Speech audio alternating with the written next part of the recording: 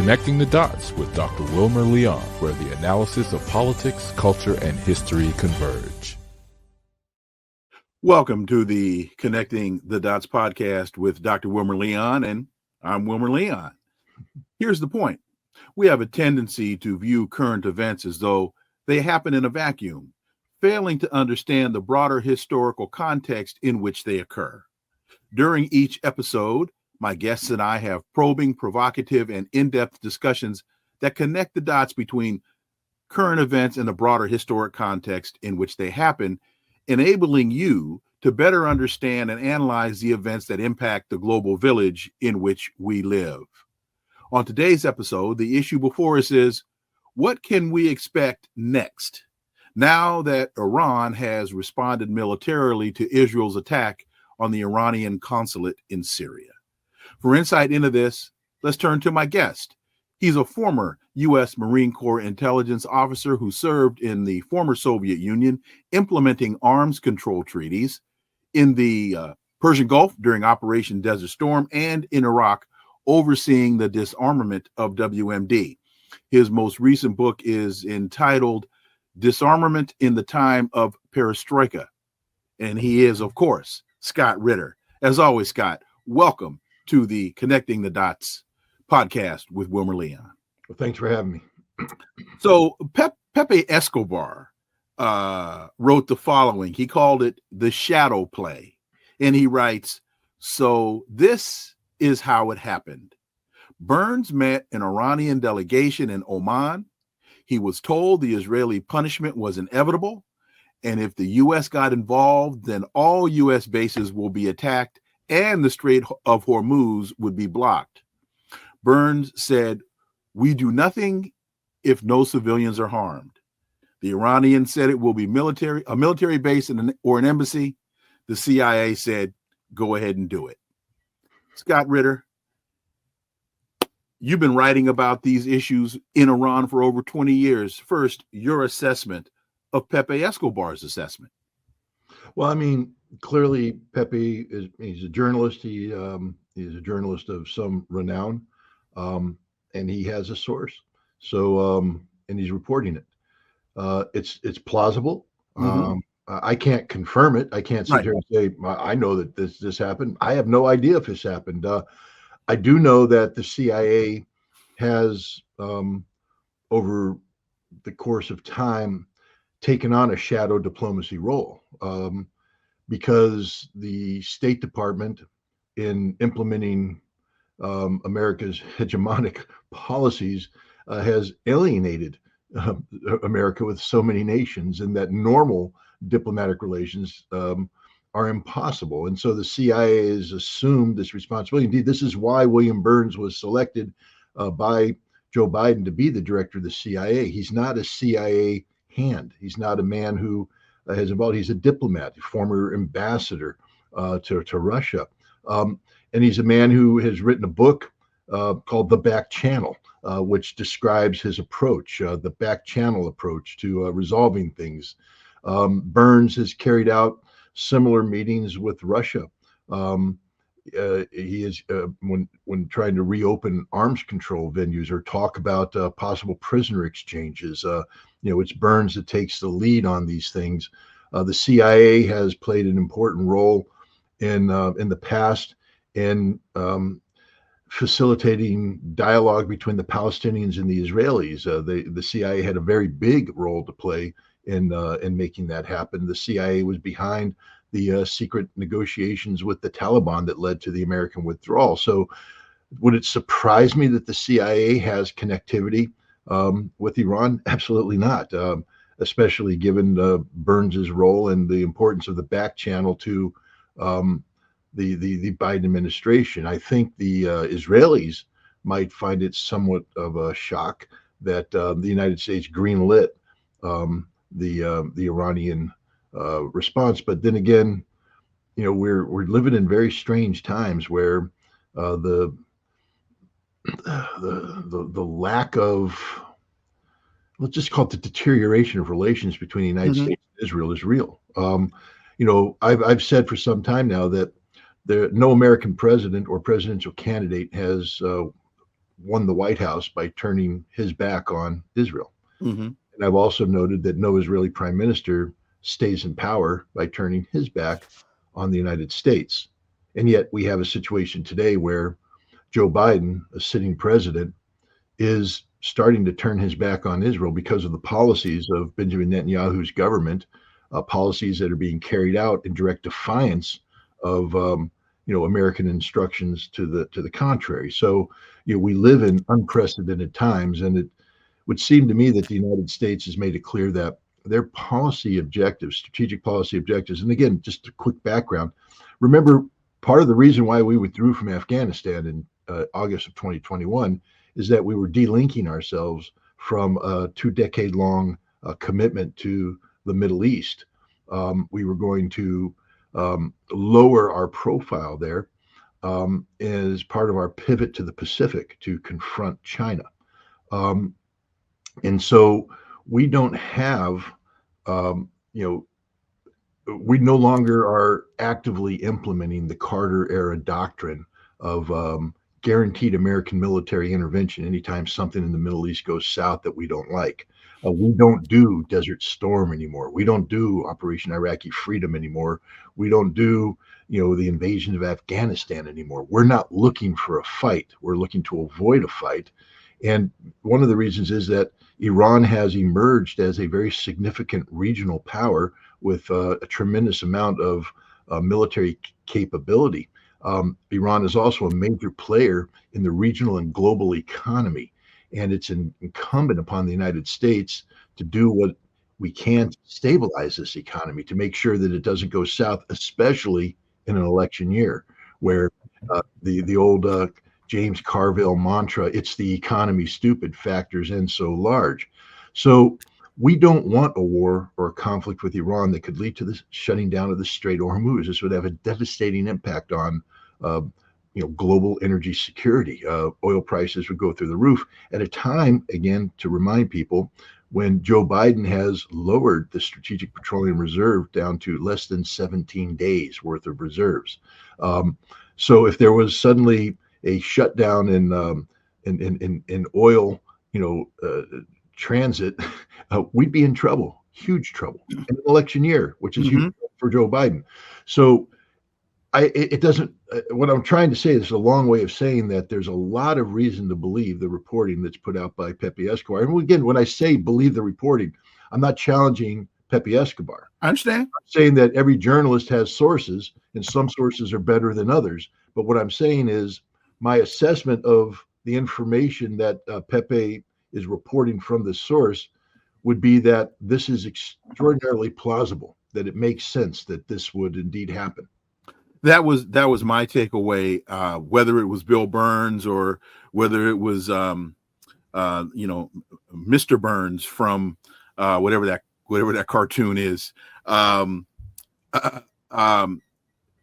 was really focused more on the point that there was a dialogue between the United States and the parties involved, and that those parties came to a consensus. In fact, when I read, it might have been, I guess it was Thursday, that Iran had seized an Iranian cargo ship in the Straits of Hormuz. Then there was the missile launching, and then that drones were used as the kind of foray or entree into all of this, and that the drones traveled as far as they did. I said, oh, well, Iran was really sending a message more than they were an attack. And I think the message was and is, if you're looking for trouble, you found it, and you found a very big bag of it. And you really don't want to mess around with this. It seems as though the Biden administration is starting to get that message. I don't know that Netanyahu, I think it seems like it's falling on deaf ears in Israel. What Iran did here is, I have said that I've called it one of the most impressive military victories in modern history. In fact, let me interrupt and say, folks, you need to read Scott's piece, "The Missiles of April." You can find it in Consortium News. Scott, you can tell me where else, but it's a phenomenal assessment of what recently transpired. Scott Ritter. Well, thank you very much. It was originally put out on my Substack. Okay. It's scottritterextra.com. But then Joe Loria, who I have a very good relationship, he's the editor of Consortium News, asked permission to publish it with Consortium News. And then he and I had a discussion, and he asked some questions, follow-on questions based upon the article, and I gave him some answers. So he added some material. So for anybody who read my article on my Substack, there's additional material on the Consortium News variant. It's a great piece. You might want to read that as well. It's just basically an update. When you write things about moving targets, such as breaking news, you write based upon the data that's available. And in the time between I published on my Substack and I spoke with Joe Loria, there was additional information necessary that provided additional clarities to some of the points I made. So it's not that I changed anything in terms of my assessments, although that's possible too. When you get new information, assessments can change. They should change, and you shouldn't be afraid to change them. But my assessment regarding the Iranian, the efficacy of the Iranian attack remains the same. One of the most impressive military victories in time. Now, people say, well, wait a minute, how could that be? They didn't blow up Israel. They didn't destroy anything. War is an extension of politics by other means. That's what everybody needs to understand. Military victories basically mean that you have achieved something through the use of military force. That's impressive, especially an impressive military victory. What Iran did on April 14th, on April 13th, 14th, in this attack is establish deterrence supremacy over Israel. Iran has had a problem with what I would say making the world understand its declaratory policy regarding deterrence, its deterrence strategy. Deterrence is basically a policy posture that says, if you want to hit me, understand that I'm going to come in afterwards and pummel you to death, that the price you're going to pay for hitting me is going to be so great that you don't want to hit me. I'm not threatening to hit you first. I'm sitting here saying, live and let live. But if you attack me, the price you're going to pay will be so overwhelming that it won't be worth what you thought you were going to achieve by hitting me in the first place. Iran has established this deterrence superiority over the United States. We saw that when the United States assassinated Qasem Soleimani in 2020. The Iranians responded with a missile attack against the Al-Assad air base that didn't kill any Americans. It was telegraphed well in advance. Mm-hmm. But the purpose was to demonstrate to the Americans that we can reach out and touch you anywhere, anytime with devastating force, and there's nothing you can do to stop this.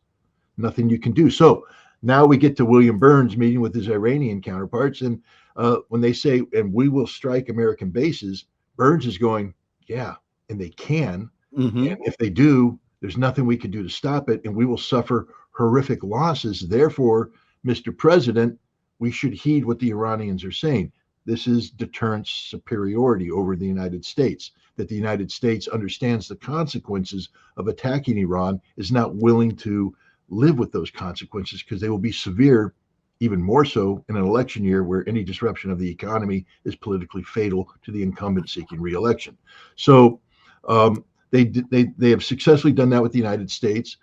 Iran has also used missiles.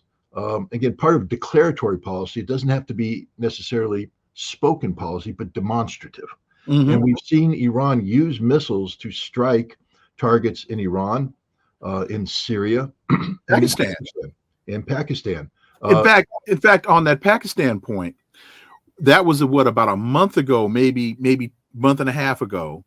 And when I heard that Iran had sent, I think it was a cruise missile into Pakistan, I did my best to calculate how far that missile traveled.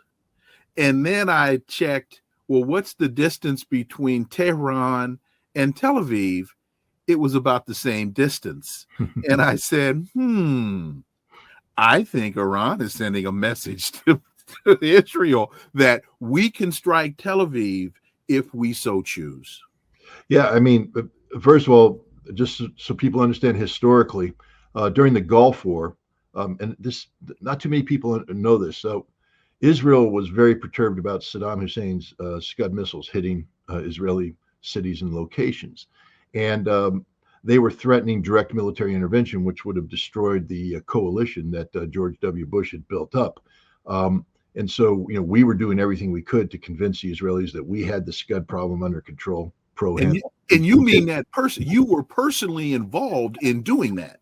Yeah, no, this was my part of the war that I mean, first of all, I wasn't a general, I wasn't a colonel, I wasn't a lieutenant colonel, I wasn't a major, I was just a captain.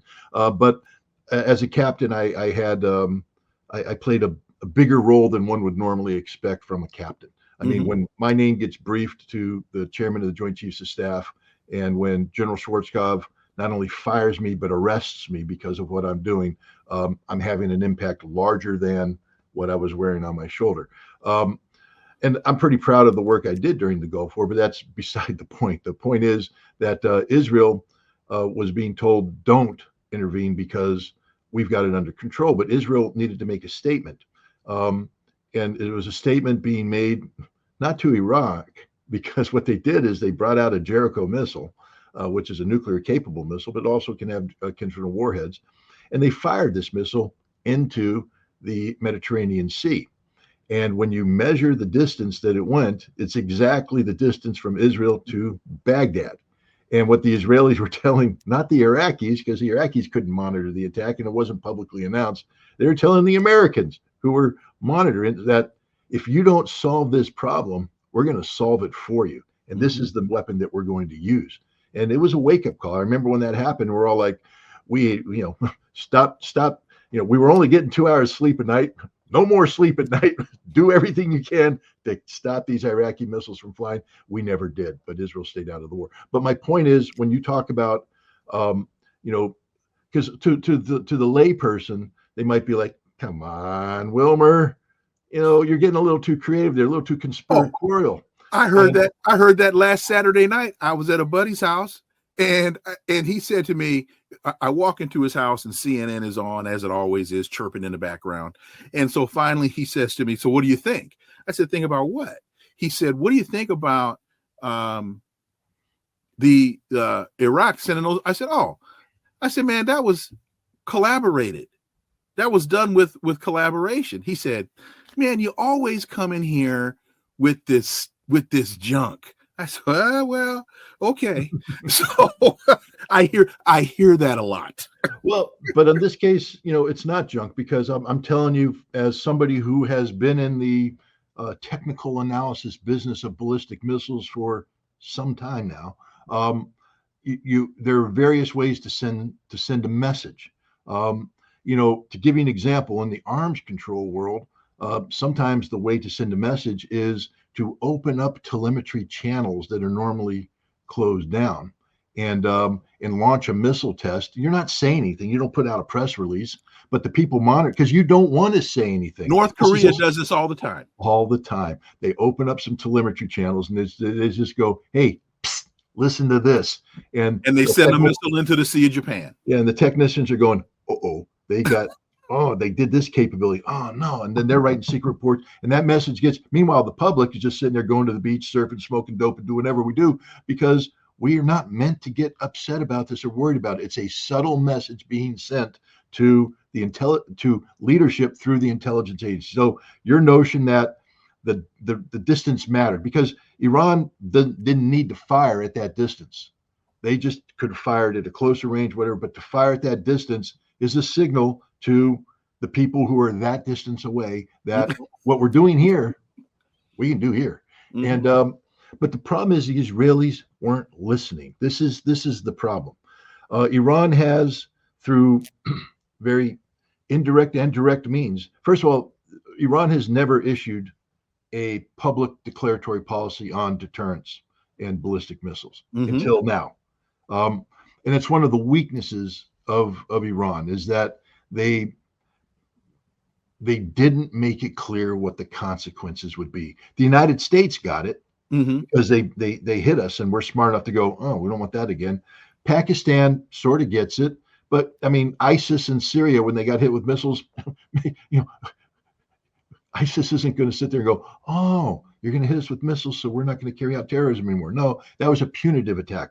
The same thing with the various missile strikes in Iraq. It was punitive attack. It wasn't meant to be a declaratory policy statement.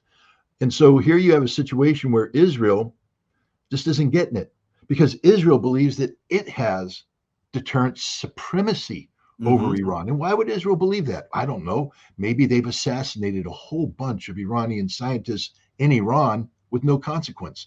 Maybe they've carried out covert direct action sabotage in Iran, blowing up nuclear related facilities with no consequence. Maybe they've struck Iranian Revolutionary Guard command positions in Lebanon, in Syria, in Iraq, inflicting casualties with no consequence. So maybe Israel believed that it had established deterrent supremacy over Iran. Therefore, when they saw a meeting at the Iranian consulate in Damascus of these major people plotting the next phase of the operations against Israel, they said, take it out.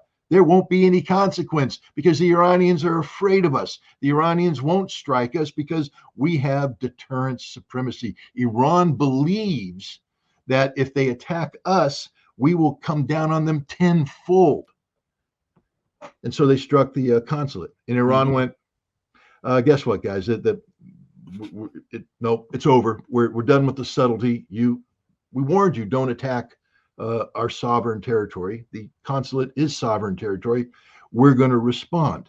But now the problem with the Iranian response is you have to put yourself in the Iranian shoes, because the last thing Iran wants, it's just like the United States. They don't want a war with Israel. They don't want it.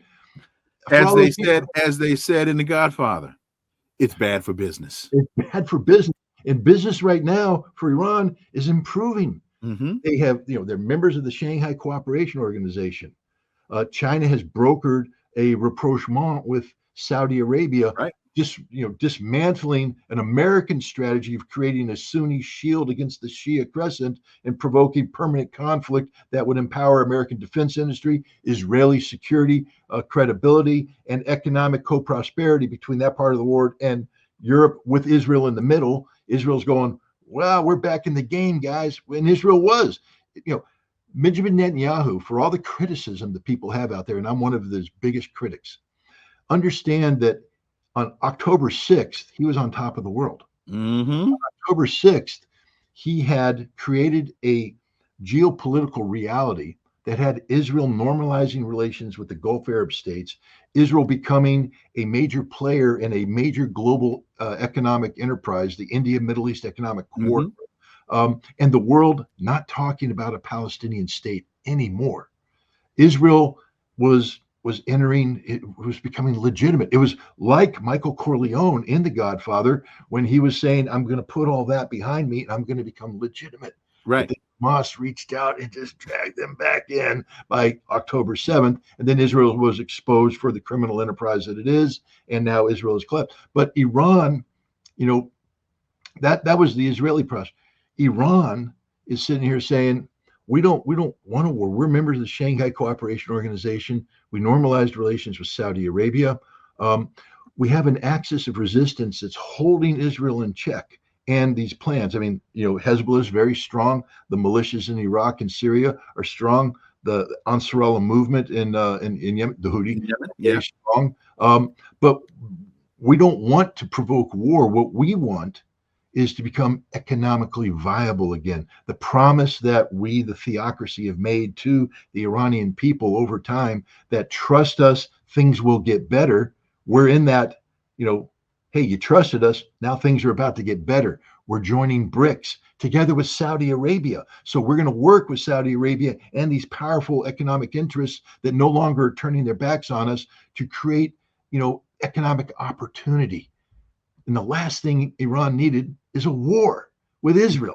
It's bad for business. It's bad for business. And so now the Iranians are like, how do we set declaratory policy to achieve deterrent supremacy?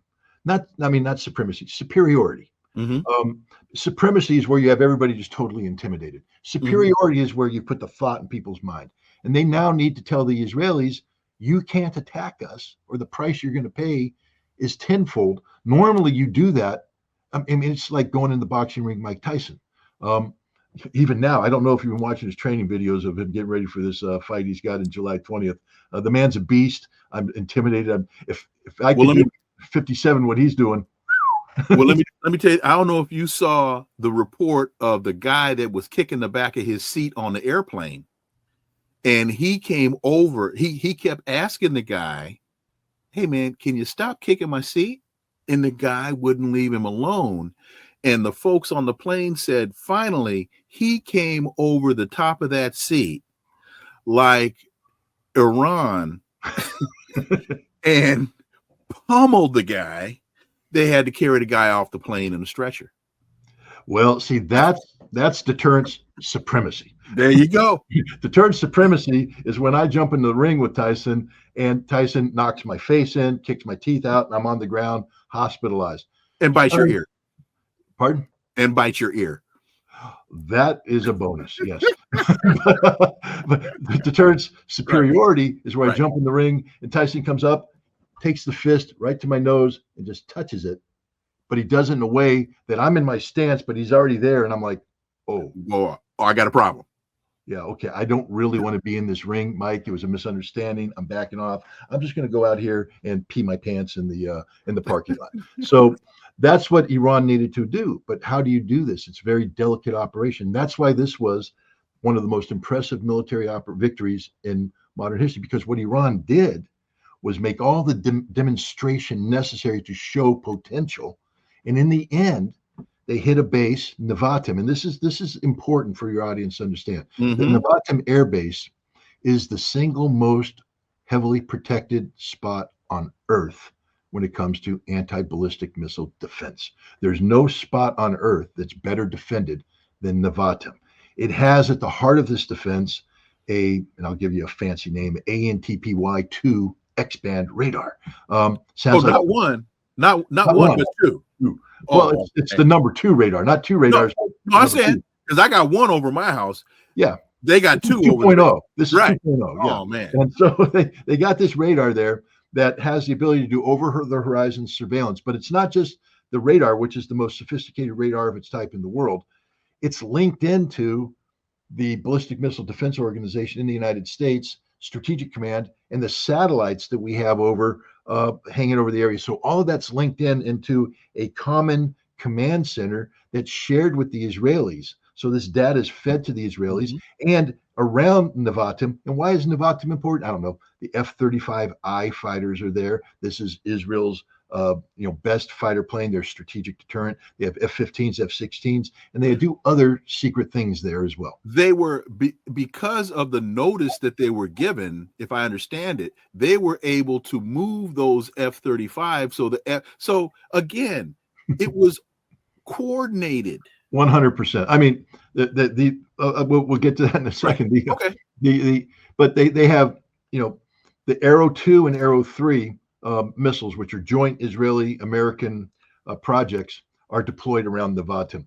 David Sling, which is another anti-ballistic missile capability, is deployed around Nevatim. Advanced Patriot missiles are deployed around Nevatim, and the U.S. THAAD system is deployed around Nevatim. The bottom line is they have, and there's Iron Dome as well. And so what they have is this multi-layered defense using the world's best anti-ballistic missile technology linked to the world's best surveillance and tracking technology. And you read the literature on this stuff. We hit a bullet with a bullet. Okay, wow, you guys are good. Now, here's the other thing. It's all specifically tailored for one threat and one threat only. Iranian medium-range ballistic missiles. That's all it's geared to do. It's not like there's confusion. It's not like they have a multitude of missions. One mission, Iranian medium-ranged missiles. Okay, so now that's like me watching Mike Tyson training videos. And I'm watching the training and I'm like, I got him. I can move. I got this, guys. I got this. I go into training, bullet hit a bullet, bullet hit a bullet. I got this. And so now Mike Tyson, Iran, they go a step further. Not only do they do the Pepe Escobar advance notice, they build the attack in a way that says, hey, this is really happening. They announce the launch of the drones. And Mhm. these aren't just any drones, guys. These are slow moving, loud drones. So you couldn't get a better air alarm system than what Iran gave Israel. They unleashed the drones, and here the drones go. Now Israel's got They're like flying bumblebees. yeah, Brrr. 6 hours of advance notice, which gives the United States time to say, take your F-35s out, anything valuable. But the other thing the Iranians did is they told the United States, see, I think they went a step further. The Iranians made it clear that they will only strike military targets that were related to the action. Because Iran's whole argument, and again, I know in the West we tend to roll our eyes. Mm-hmm. Like when Russia says we acted in Ukraine based upon Article 51, self-defense, preemptive self-defense, the Caroline Doctrine.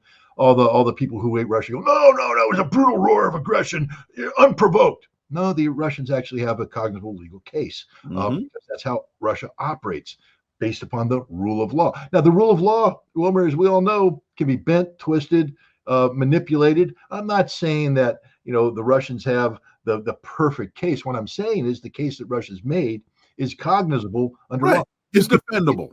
You could take it to a court, and it's not going to be tossed out as It's not Tony Blinken's rules-based order. It is not.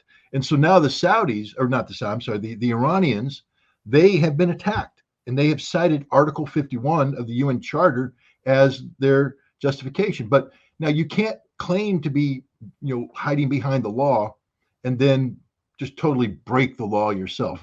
Mm-hmm. If Iran had come in, you can if you're the United States. Correct, but that's the rules-based international law, not the law-based international law. That's the difference between the two. The rules say we can do whatever we want. The law says, no, you're constrained by the law. So in order to justify self-defense, Iran had to limit its retaliation to the immediate threat that was posed by those who attacked them, which means you can hit the two air bases where the airplanes flew out, and there's a third site that nobody's talking about yet. Is that the CIA site? Well, it's the 8200, the SIGINT site on Golan Heights that's looking out into Damascus, and according to the Iranians, that's the site that gathered the intelligence about the Iranians being in the consulate, and then shared that intelligence with the airplanes coming in. And so these three targets are the three. Now, in addition to that, Iran is allowed to strike facilities and locations that are involved in the defense of these three things. So the ballistic missile defense capability becomes a legitimate target. But now, so Iran has to hit these three. And so they've broadcasted, we're coming. And that gives the United States to do something politically smart, which is to tell the Israelis, we will defend you, but we will not participate in any Israeli counterattack. So we've limited the scope and scale of our participation in this.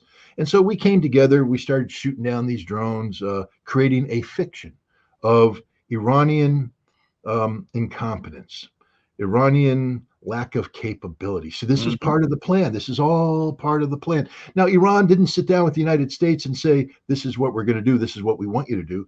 Iran is scripting it for them. I mean, this is basically the United States going, damn, I forgot my lines. And Iran's going, here you go.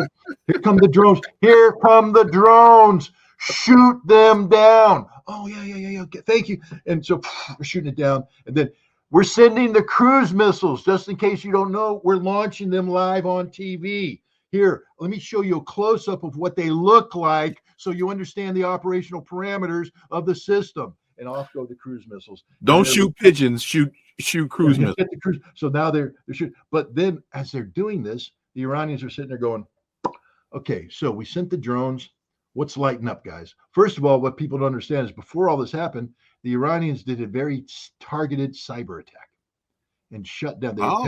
They attacked the Iron Dome system. Now, why do you want to attack the Iron Dome system but not attack the others? Because the Iron Dome system isn't designed to take down big ballistic missiles. It's designed to take down the other stuff. Medium-range cruise missiles.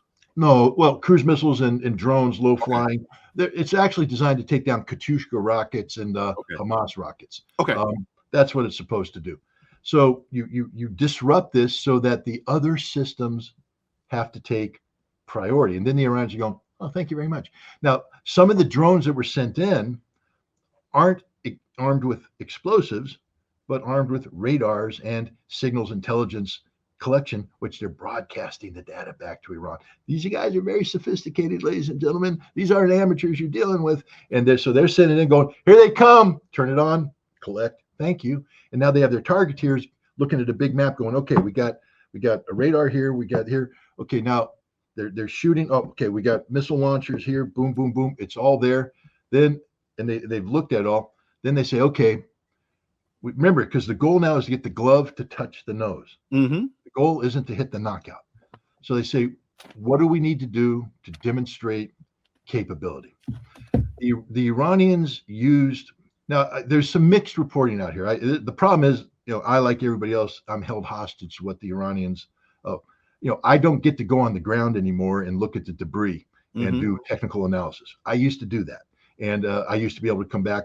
One of the things we did with the Iraqis, just so people understand, I'm not the dumbest Marine in the world. I'm one of the dumbest Marines in the world, but I do have some capability based upon experience. And during my time as a weapons inspector, I worked with the Israelis, their technical intelligence people, on looking at debris of the missiles that Iraq fired against Israel. And we were able to ascertain several different variants of Scud missiles that have different capabilities that the Iraqis had been denying or not declaring. And by coming back to them with the technical, intelligence from the debris on the ground, the Iraqis had to admit to certain capabilities that they had been denying. And this is important when you're trying to be able to stand before the world and say, we understand the total picture of Iraqi ballistic missile capability, and we can certify that we can account for it all. Because imagine going before the Security Council and saying that, only to have the Israelis go, yes, but what about variant 3D Alpha 4? Well, I don't understand what you're talking about. What's 3D Alpha 4? That's the point. You're making a report and you don't understand what we're talking about, which means you don't know everything, do you? I don't like to be in that position as an expert I want to know everything. And so we did, and we got the Iraqis to come clean. So when I say we could account for Iraq's ballistic missile program, we could account for every aspect of it. So I don't get to do that right now. So I'm at a disadvantage where I have to rely upon information. So I don't know if Iran used their hypersonic missiles or not. I don't know that. Okay. There's reports that it is reported. There's reports that they did, and then there's reports that they didn't. Okay. And it's conflicting. The most recent Press TV report, and Press TV is a organ of the Iranian state, says that they did use the Fatah 2 missiles against the Navatem airfield. So I'm going to run with that, but I want to put a big caveat on that I don't know for certain. Okay, but we do know, just looking at the characteristics of the missiles that came in, that they used at least 3 different kinds of they used more than that, but 3 that were designed to put the glove on the nose. Other missiles that were sent were designed to be shot down, again, as part of the intelligence collection process. So you send in an older ballistic missile that comes on a ballistic missile trajectory. The first thing that you do by doing that is you are training the defense systems. These Iranians are smart. They understand these things. You're training them because you see there's a whole bunch of computers, software, artificial intelligence. This is the proof that AI, please don't do it. Better than AI is the brain, a trained brain. Because AI, listen to what everybody's talking about. I get this phone call. I don't know if you get this up. Scott, I'd like to take the transcripts of your discussions and use them to train my AI.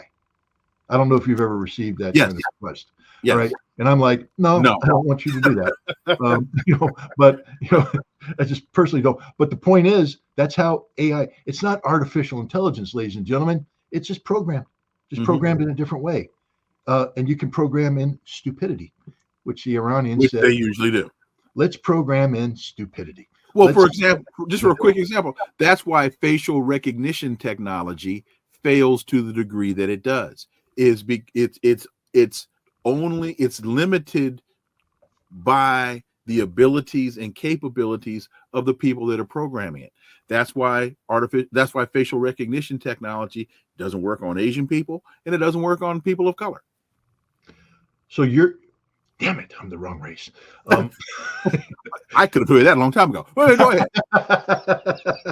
But, touche. But so the Iranians are programming the AI. They're sending missiles in, and the system is starting to, to normalize, to come up with because it's wartime now. So now you're actually detecting, tracking, and firing. Then what you do is you throw in. It's like a pitcher, fastball, change up. And here comes the change up. First change up they do is, and I don't know the sequence that they did this, but we see the video evidence. There's a warhead that comes in, and again, it's about timing. So you're sending these missiles in. Now they have separating warheads. So what happens when a missile has a separating warhead is the radar's picking one target. And all of a sudden the radar's dealing with two targets. But it's not just two targets. When you separate the warhead from the missile body starts to tumble. And it starts sending differentiating signals, and it's no longer a ballistic trajectory. So the computer's going, oh my God, what's happening here? Meanwhile, this warhead's going this way. It's tracking that, and it has to make a decision. Which one? This one. Pick this warhead. So now they've trained it to discriminate onto this warhead, which is what they want. Now you'd say, why would they want to look at that warhead? You'll find out. The warhead comes in, and they're timing. It's like a track coach. Got the timer. Warhead comes in, and the missiles fire up to hit it. And you go, we got it. We now know what the release point is for the missiles being fired. So now they send in this other missile. It comes in, warhead separates. The AI says, go with the warhead, baby. They ignore this thing, which is good because it's just a distraction. They're focused on the warhead. They're on the clock. Everything's getting queued up just the way it's supposed to be. Everything's optimized. We're going to take this thing. A bullet hits a bullet, baby. And all of a sudden, the warhead, right before the launch on the ground, fires off a whole bunch of decoys. It's like a shotgun shell. And the computer goes, damn, what the hell just happened? We don't know. It's going crazy, trying to differentiate between all this stuff. And they're firing a whole bunch of missiles now because they're in panic overload, and they're trying to deal with this. And meanwhile, they have a warhead here because they accelerated these shotgun shells out. So they're going faster now. The computer's adapting to that. Oh, God, what do we do? Fire. That warhead's hanging back. It's not the priority right now. And then once everything's committed, you see it on the film. Boom! It has a booster engine on it. It gets fired through the chaff. Nothing's intercepting it. Bam! Hits the ground. But not only that, as it comes in, it makes an adjustment. I don't know if people saw that. It comes in, and you see it go up again, terminal adjustment to hit the precise target it wanted to hit. Iran sent a couple of those in, and they took out the Iron Dome sites, etc. A signal, just gotcha. We gotcha. And they know that the Israelis are smart. They know there's a bunch of Israeli guys who are smarter than I am that I used to work with who are looking at all this stuff going, oh God, they got us. They got us. Damn. Now we come to Nevatim, and it's the same thing. They send in the missiles. This is the most heavily layered system in the world. They send in the missiles, and this one's not even as sophisticated. It just comes in, they release it, hyper accelerates down in, wham, hits the ground. And the Israelis are like, okay, we got it. We don't have it. It's like a catcher used to catching 70-mile-an-hour fastballs, and it hits him in the head. And then the guy fires the 102-mile-an-hour one. Bam! What happened? I wasn't ready for that. It comes in and it hits it. Well, Ketchup called the changeup, and a fastball came through. Fastball came in. So then they came into Nevatim, and they touched Nevatim at least 5 times. The Iranians are saying 7 times. I would probably go with 5, and the reason why I say this is that there is a chance. It's the most heavily defended space on Earth. There's a chance that they got 2 of them. I'm going to concede that point to the Israelis and the Americans that you put all these hundreds of billions of dollars into building something, and you got 2 out of 7, but 5 hit. But the idea, none of them were meant to be a knockout blow. Each one was just a, hey. And the Israelis know that. They're sitting there going, and now they've come to the realization, and this is the whole point. After all of this, the Israelis have come to the realization that Iran can reach out and touch us anytime it wants to, any place it wants to, and there's nothing we can do to stop them. So now the Israelis are in a quandary because Iran has War is an extension of politics by other means. So Iran has established a political reality using military means to establish a deterrence superiority without creating the conditions that mandate an automatic Israeli response. You see, they've allowed the situation to be to a narrative to be developed by the United States and Israel that says Iran sucks.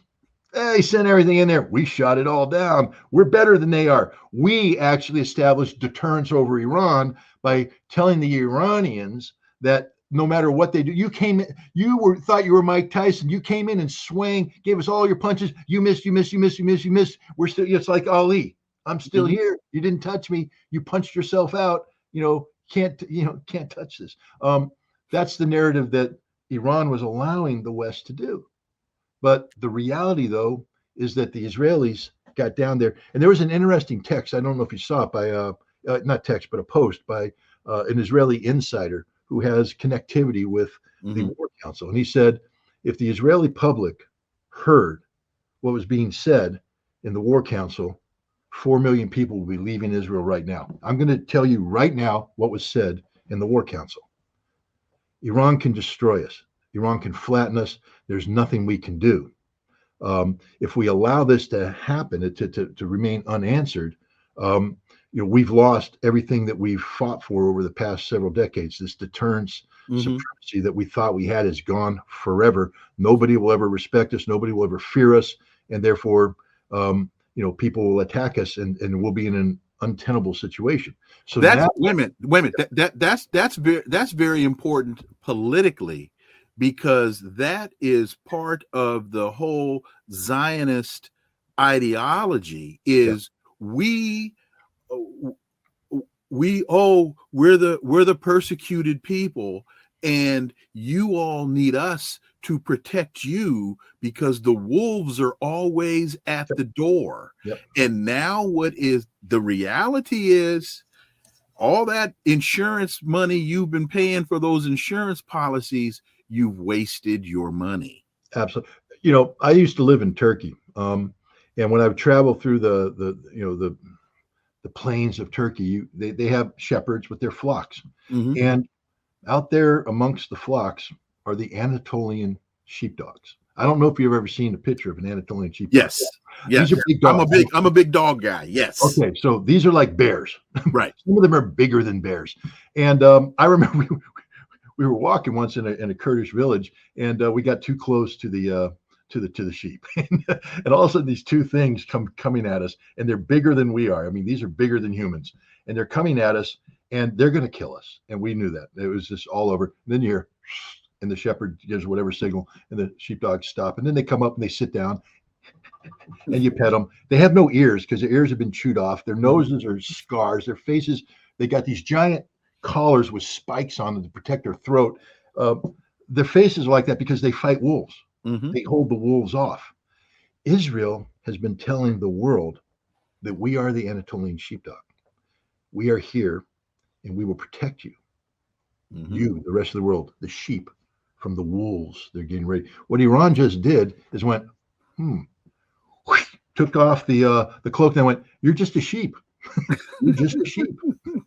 We are the wolves. You're just a sheep. And the sheep's going, I don't want everybody to know this. We were faking them out that we were the Anatolian sheepdog, but we're really just a sheep. So that's a political problem for the Israelis. And this is important. And this is probably the most important part of this discussion, believe it or not. This isn't about Israeli security. This isn't about, a real threat to, because Iran is a responsible nation. When Iran talks about deterrence, wait a minute now, Scott. Now you've crossed the Rubicon. Oh, Iran is responsible. Yeah, Iran is they're ravaging crazy ragheads. Come on, Scott. Well, that may be true, but they're ravaging crazy ragheads who operate based upon a law-based system. Right. As opposed to a rule-based system. Not only that, a law-based system that is based on thousands of years of history and culture. Right. I mean, that's their own national culture. I mean, a lot of people go the theocracy, the theocracy, theocracy. Yes, but Persian, Persian, Persian. Understand that this is a civilized people who have been around They as a invented people. cataract surgery. They invented a lot of stuff. They invented the agrarian watering system, Irrigation. the irrigation system. Yeah. They invented the wheel, I think. They probably did. Go ahead. We've been reinventing the wheel over time, but mathematics, psychology, the whole thing, sociology, all comes out of there. I mean, and today you see it. You know, when you Google, International Math Olympics, the teams that are coming in at top are Chinese teams and Iranian teams.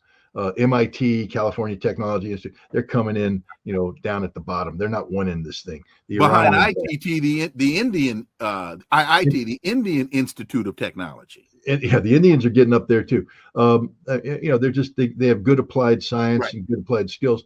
And it's not just that. I mean, to give you an example, the Iranians have the highest percentage of the highest number of peer-reviewed PhD theses published per year. So it's not like, excuse me, Iraq, forgive me for this, but under Saddam Hussein, where you went to an Iraqi university, it used to have a good reputation, but they were just handing out diplomas to Uday, Qusay, and the thugs who went in there and said, I went to school, here's your diploma. See, I'm a doctor. No, in Iran, you earn it. You go to the school, you earn it, and you earn it the old-fashioned way, peer-reviewed, which means your thesis leaves Iran, goes out amongst the world, the experts, they review it, they come back, and they say, this is PhD level work. I just had a conversation with another dear friend, and when you look at their diplomats, when you look at their leadership, many of them are engineers. Yeah. President Ahmad, the first time I went to Iran, I got to sit for 2 hours with then former President Ahmadinejad. Man has a PhD in engineering and teaches engineering at the University of Tehran. Yeah. I sat there for 2 hours listening to this cat going, oh my God. Yeah, he's not what he was sold is deep. Yeah. He's not some short madman. Oh. He's a short, brilliant man. A brilliant madman, maybe, but the point is, brilliant dude. Genius. No, they're all that way. They all have extraordinary. First of all, let's stop picking on ayatollahs. If people understood what it took to become an ayatollah in Iran, the level of seminarian, study, what you have to know, not just about. And here's the important thing about the Shia theocracy, and for all the Shia people out there, if I got this wrong, please forgive me, but it's my understanding. Especially in the Iranian model, they have something called the marja, which is basically it's like your flock. Your what do they call it? A diocese in the Catholic Church. Right. Yeah. Congregation. Thank you. There's what we want. Congregation. It's your congregation. Now, you have to, because in Iran it's not just about knowing the religion, but having a philosophy that is derived from absolute understanding of the religion that is approachable to the people. It is religious democracy, because now I've done my Ayatollah training and they go, I can't do the cross, sorry. God, I just made a huge mistake. Forgive me. But they anoint you. They say, you're the dude. You're the guy that can do it. But now to survive, you have to write a document that says, this is my religious philosophy as it applies to something today. There's a name for that, the Talmud or something. I apologize. But they put that out there.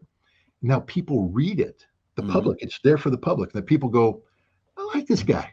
I'm going to hang out at his marja for a little bit and see what he does. Now, if they come to the marja and he's not impressive, then the marja dissipates and they shut him down. They say, you failed. You couldn't win the people. It's not just about imposing religion on people. It's about getting the people to buy into what you're saying religiously. That's what the Ayatollah Khomeini was doing when he was in exile in France. Bingo. Yep. Okay. And you have compete, for instance, Sistani in Iraq. He has a competing, the Najaf marges compete with the Qom marges that compete with, Karbala, which compete with, there's competing marges. And even within Qom, there's different marges. I'm drawing a blank on the guy in Iraq that was raising all kind of hell. Muqtada al-Sadr. There you go. Yeah.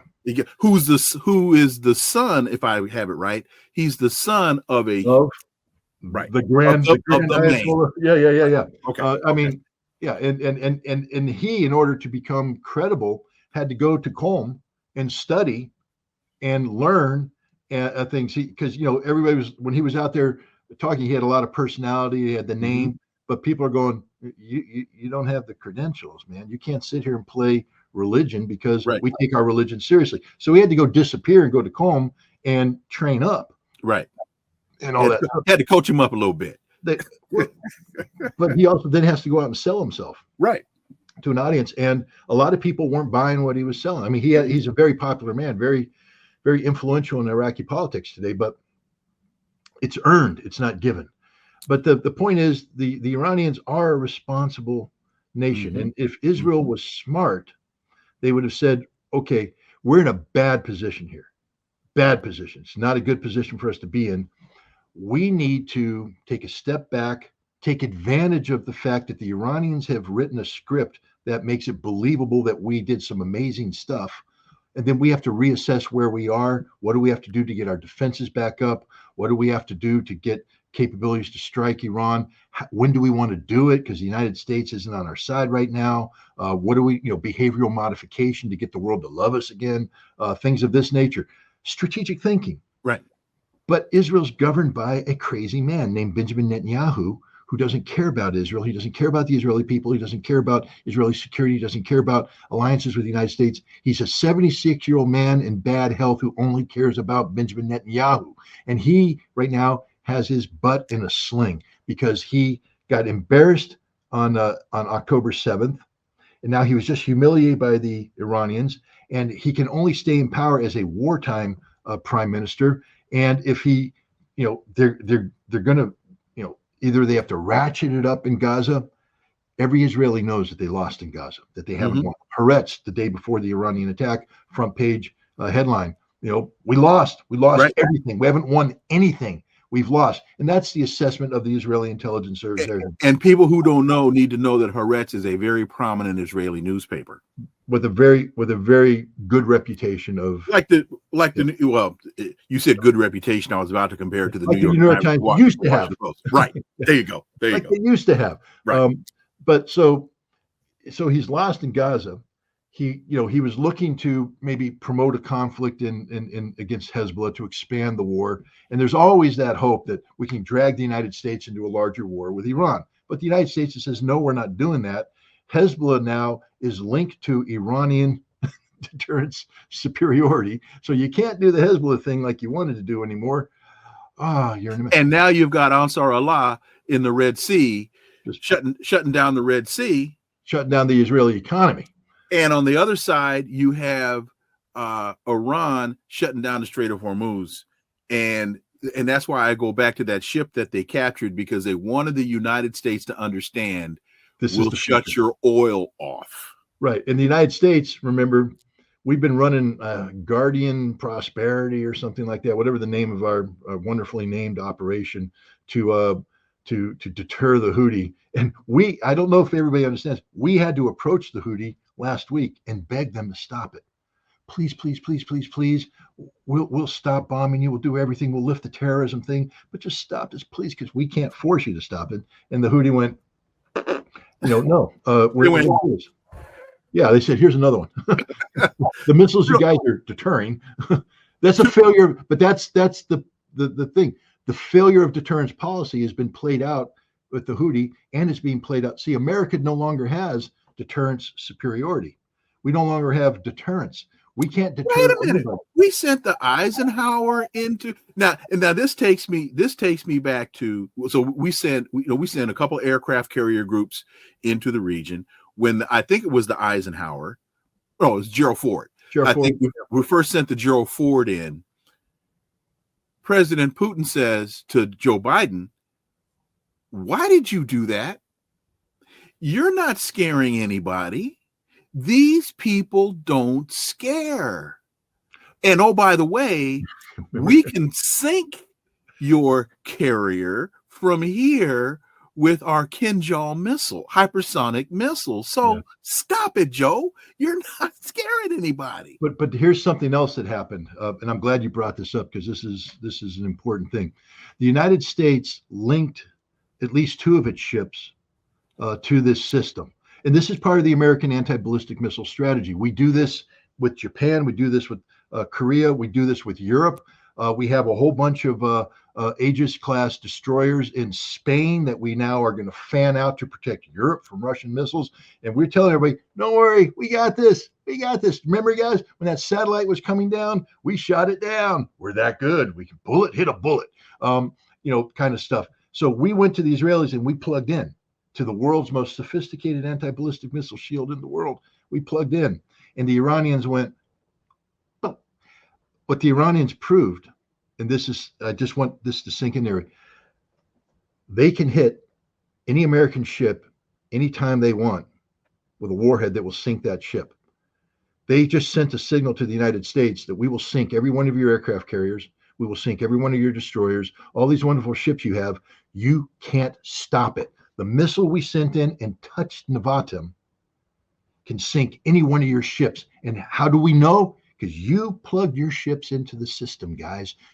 Up until then, we might have been theoretical about this, but now you plugged it in and you were playing the game. You committed your best anti-missile ships to the defense system and you didn't stop us. We went in and went pop, pop, pop, pop, pop 5 times on the target. If Nevatim had become the Gerald Ford or become the Eisenhower or the Carl Vinson, we would have sunk that ship. That's the other thing that the Iranians did here that nobody's talking about, because this is the scariest thing in the world to the United States. Iran just told the United States, your Navy is useless. Useless. It's done. And now, but it's not just the Iranians, the North Koreans. China has everybody out there who has hypersonic missile capability is now basically saying, oh yeah, we can sink American ships too. And this is the other thing. I was talking to KJ No last week, and KJ was talking about the United States sending all kind of hardware into Taiwan, and that the United States may even wind up sending personnel into Taiwan. And in anticipation of China making I think this is what KJ said, making a land invasion in Taiwan. And I said, KJ, why would China do that when all they got to do is sink an aircraft carrier with a hypersonic missile? And he said, well, that's a good point.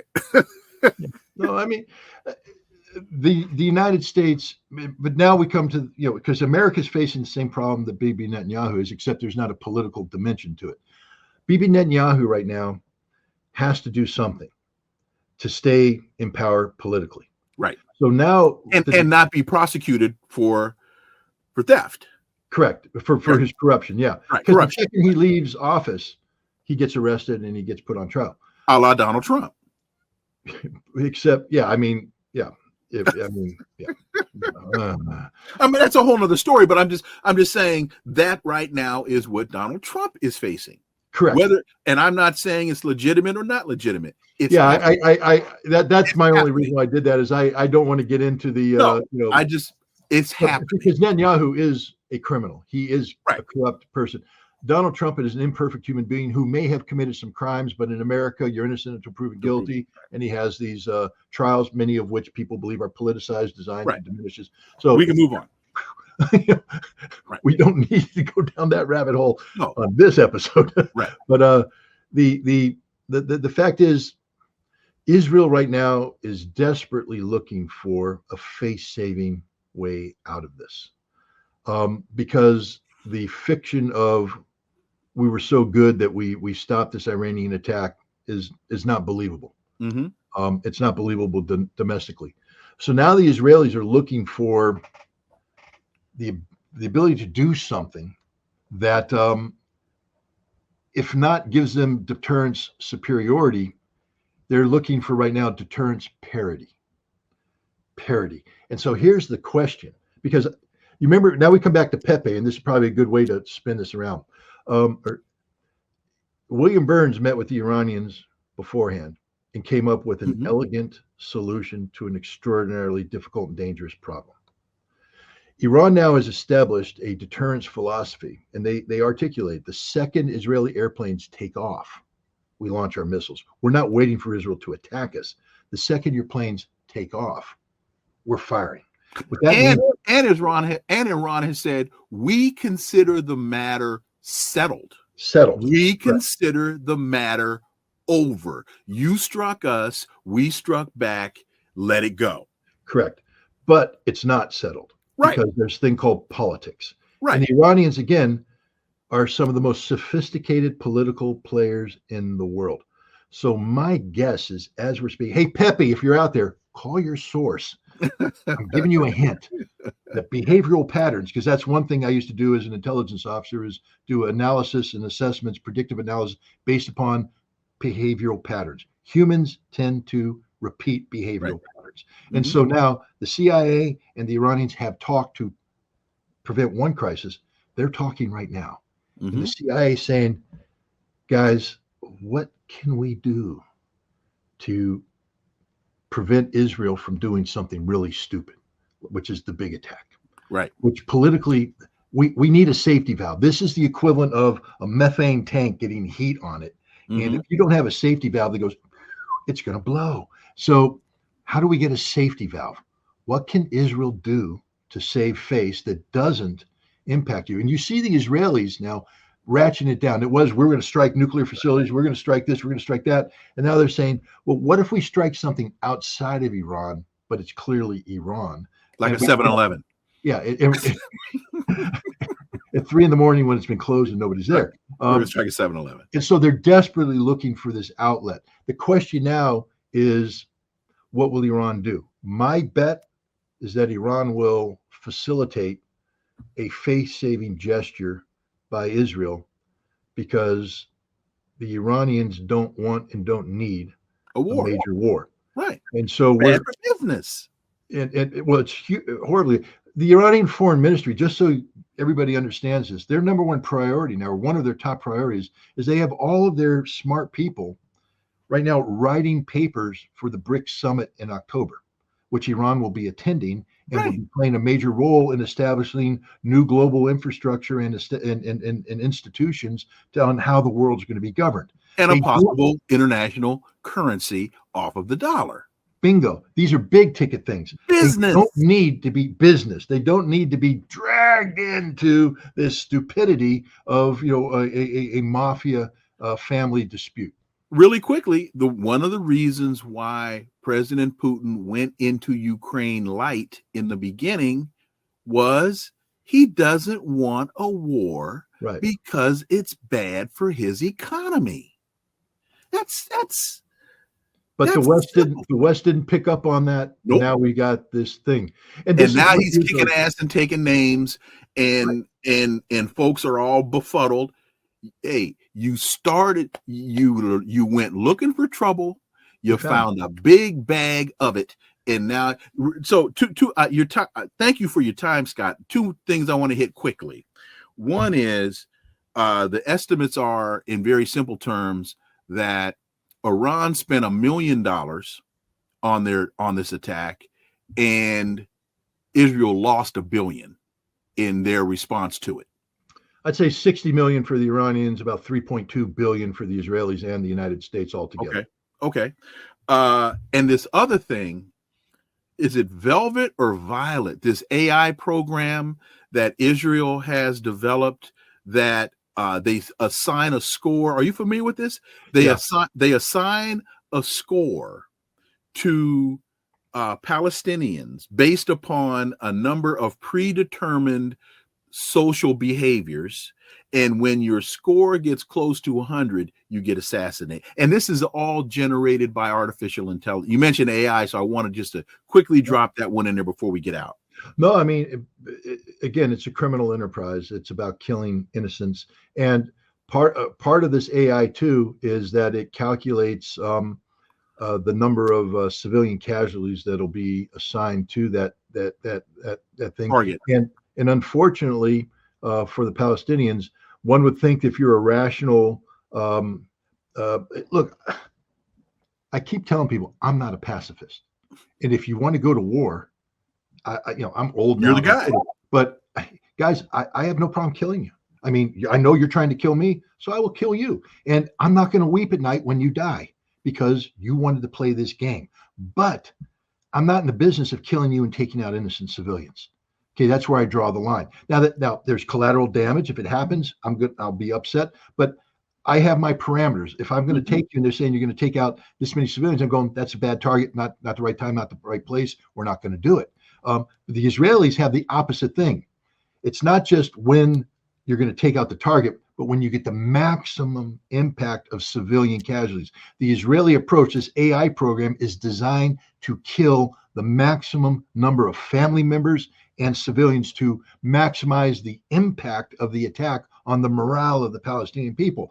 But see, that's where AI fails, because it doesn't understand the human heart and doesn't understand rage. It doesn't understand hate. And they don't understand that the more Palestinians you kill, the more you train them to hate you. And not only that, the world is turning against you. See, the AI program hasn't figured out the global factor, that every time they do this, the world hates Israel even more. Hamas is a political organization. Hamas is a military organization. Hamas is an ideology. Yep. And you don't kill an ideology with weapons. Nope. You defeat an ideology with a better ideology, which is generally linked to a better lifestyle, better standard of living, economic prosperity. Again, James Carville's edict, mantra, "It's the economy, stupid," isn't just an American only.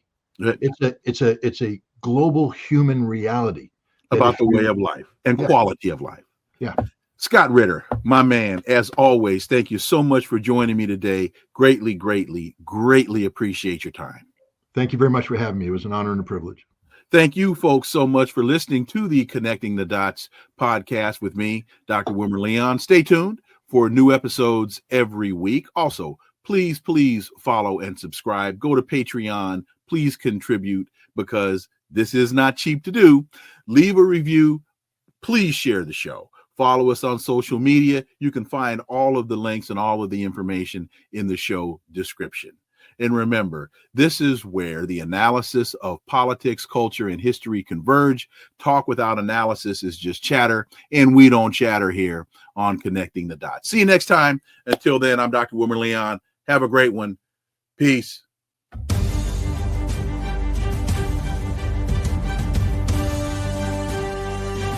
Connecting the Dots with Dr. Wilmer Leon, where the analysis of politics, culture, and history converge.